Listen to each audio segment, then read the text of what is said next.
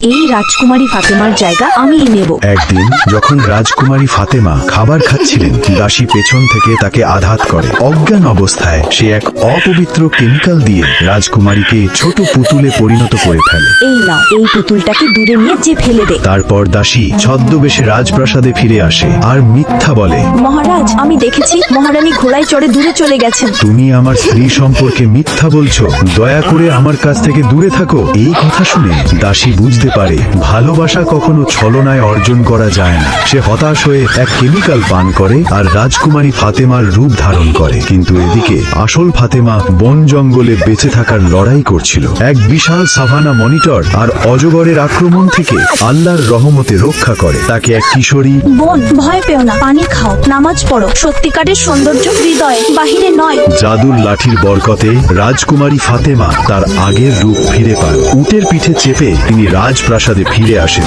প্রাসাদে তখন ভুয়া ফাতেমা, সেই দাসী, রাজার পাশে হেঁটে চলেছে। হে আল্লাহ, সত্যকে প্রকাশ করো। আলহামদুলিল্লাহ, সত্য অবশেষে প্রকাশ পেল। এরপর রাজপ্রাসাদে আবার শুরু হয় ন্যায়, ভালোবাসা ও তাওহীদের আলো। ভিডিও কি ভালো লাগলে লাইক, কমেন্ট, শেয়ার করতে ভুলবেন না।